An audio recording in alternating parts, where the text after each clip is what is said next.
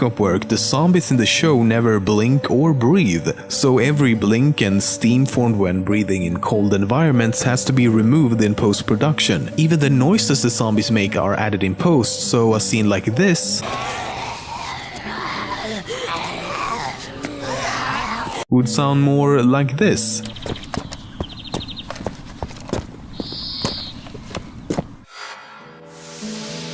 At the very beginning of the first The Walking Dead game, when Lee is sitting in the back of a police car, we get to listen to this officer talking about a convict who was caught in the act of murdering his wife. They caught the fucker red-handed, stabbing his wife, cutting her up as the boys came through the door. This is actually a reference to the character Thomas Richards from the Walking Dead comics. While every incarnation of The Walking Dead has so far taken place in the eastern US, mainly in Atlanta and Washington DC, there's actually a spin-off TV series in the works that will follow a new group of survivors taking place in Los Angeles.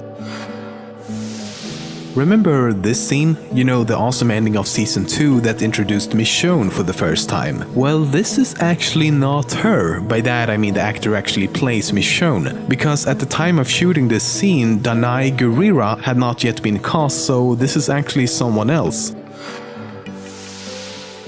There are a couple of pretty neat references between The Walking Dead and Breaking Bad. Remember back in Season 1 when Glenn steals this red car? Well, this car was later referenced in Breaking Bad as well as Glenn himself. Oh, and make sure you talk to the general manager. His name is Glenn.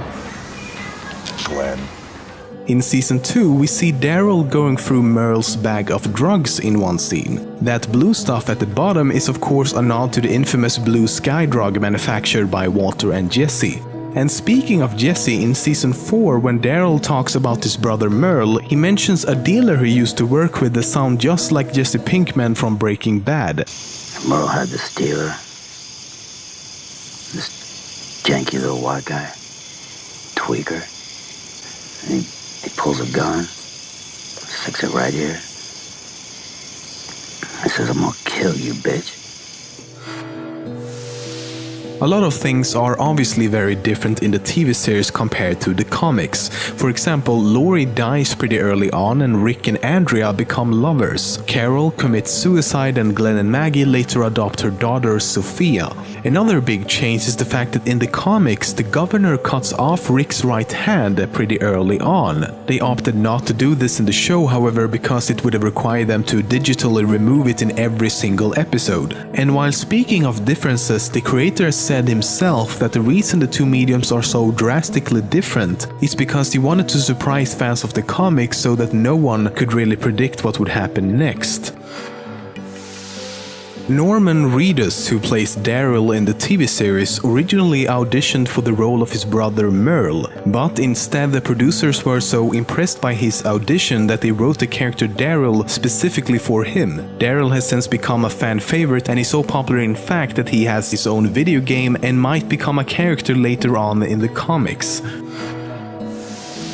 When Telltale Games were developing the first The Walking Dead game, they modeled and named the character Doug after a friend of one of the designers. This inspired them to host a contest for people who pre-ordered the game. The 5 winners would then appear as a zombie within the game itself, and one out of those 5 would also appear as a survivor. The surviving character can be seen in episode 4 and all the zombie characters can be seen in episode 5. The reason they call the zombies walkers, biters or other names is that in the Walking Dead universe, the works of George A. Romero were never made and thus zombies never appeared in fiction. However, the word itself does actually exist as it has been used on a few occasions in the comics and in the video games. At the very beginning of the show, we first get to see Rick and what his life is like before everything goes down. But only a few minutes into the episode he gets shot and ends up in a coma at the hospital. After an unspecified amount of time has passed, he wakes up and discovers the now zombie-infested wasteland the world has become. Okay, but how long after the outbreak was Rick in a coma? Take a listen to this. Gas lines have been down for maybe a month. Then there's also this. The only one. Been a few months. And this. and 63 days since the disease abruptly went global.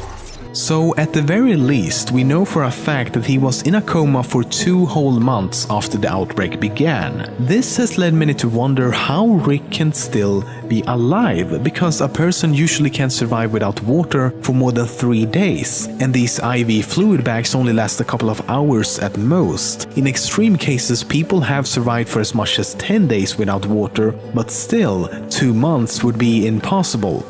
So how the hell is Rick still alive? Is this just a major plot hole they forgot about? Or is it something else? Some think Rick is still in a coma and that everything is just a dream. Others say that the coma somehow prevented him from turning while still keeping him alive and possibly even making him immune to the virus. And while theories like these are fun, there's actually a much better explanation. In the webisode The Oath, we meet a woman that actually stayed behind at the hospital after it was overrun and abandoned. The reason she stayed behind was because she felt it was her duty to continue and help people. So it's reasonable to assume that she also took care of Rick while he was in a coma. This is also supported by the fact that the room is a little different when he wakes up compared to when Shane left it and blocked the doors. For example, there were 2 IV stands with 3 bags, but when he wakes up, there's only 1 stand with 1 bag.